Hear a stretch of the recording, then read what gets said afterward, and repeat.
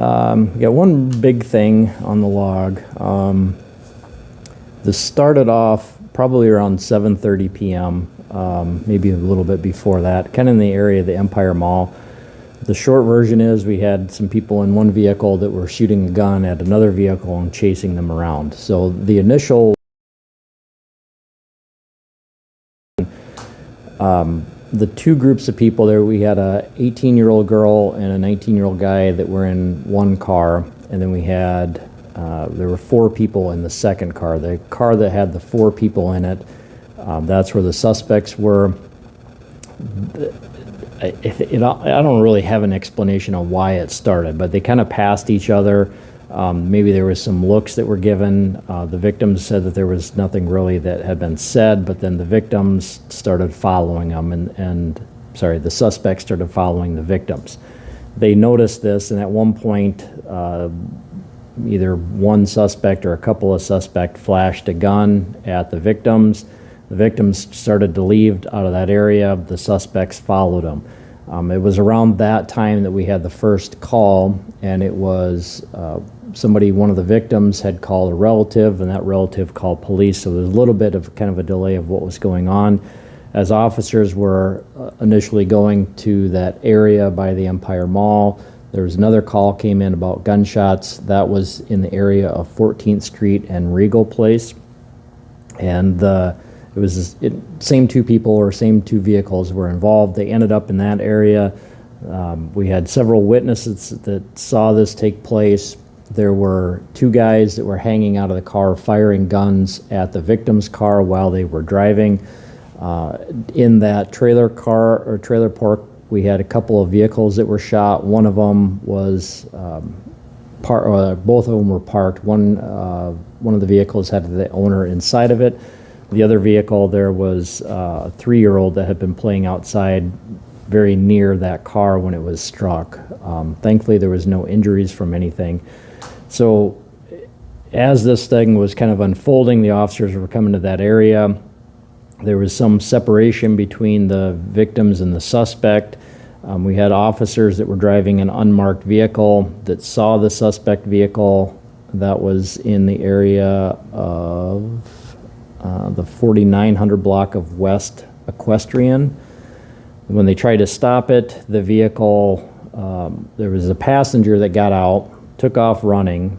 The vehicle then rammed the unmarked police car, and then there was some disabling damage, so they weren't able to chase it. Then the suspect vehicle took off. So the guy that ran, he was caught by one officer, and then we had some other officers that came into that area with marked police cars, and they saw that vehicle near 12th Street in Marion, and then ultimately it was stopped. There was one person that was arrested out of that vehicle. We believe there was two other people that were in the car, and those two have not been found, so we're still working on that. Inside the car, there was one handgun that was found, some controlled substance, basically some concentrated THC, some other marijuana was found as well. That handgun had the serial number had been altered or scratched off.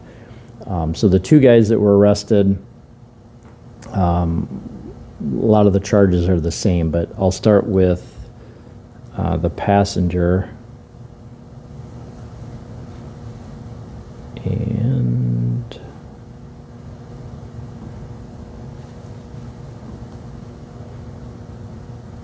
there it is. His last name is Jackson, Jackson. First is Quinton, Quintin. Middle is Latrell, Latrelle. He's 18 from Sioux Falls.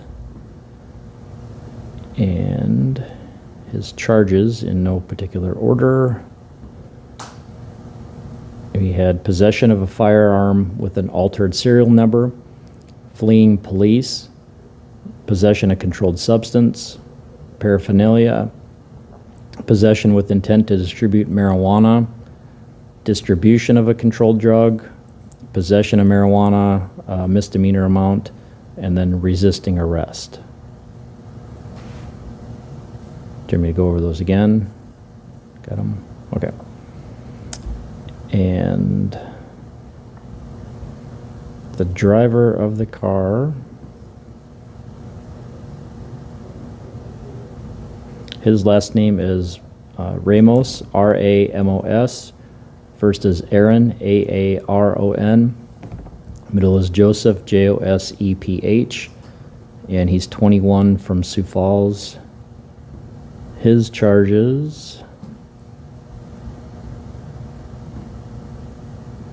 possession of a firearm with an altered serial number, aggravated assault on law enforcement. That comes from ramming his vehicle into the officer's vehicle. DWI first, driving while suspended, possession of a controlled substance, possession of paraphernalia, distribution of a controlled drug, possession of marijuana, and felony intentional damage to property.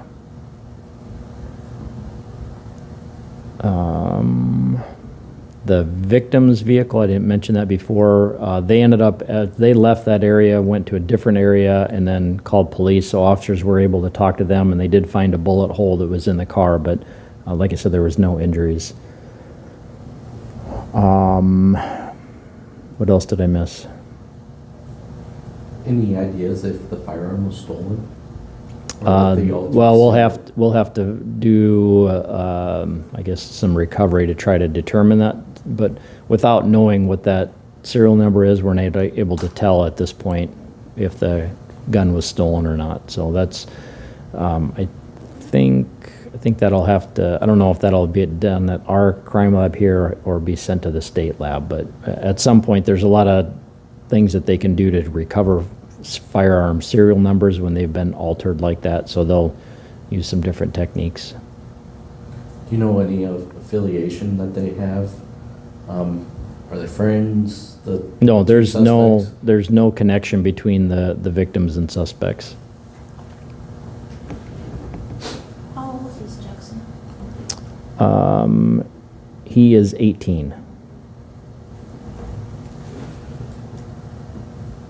And that unmarked What's- police vehicle?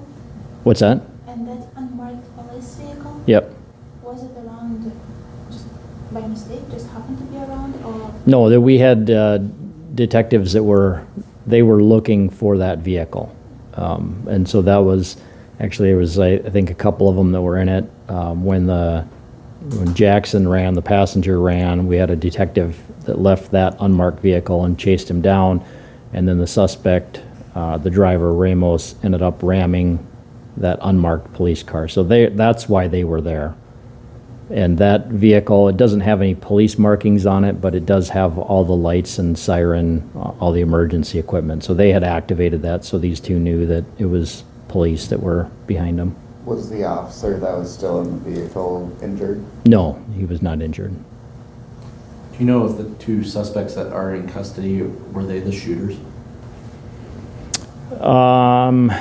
That I guess I don't know. We don't have any aggravated assault charges related to firing that gun, so I don't know if we know that at this point.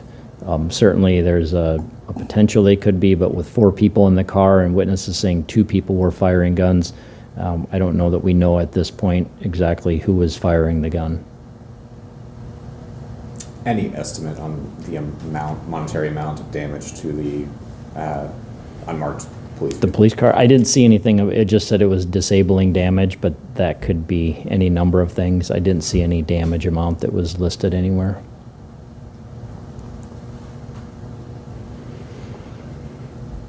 And are the police now looking for those 2 people? Well, we're still looking for them. I don't know the parts that I didn't get through all the reports related to this, but the ones I saw, I don't know if they had identified those 2, so we're still working to try to identify them.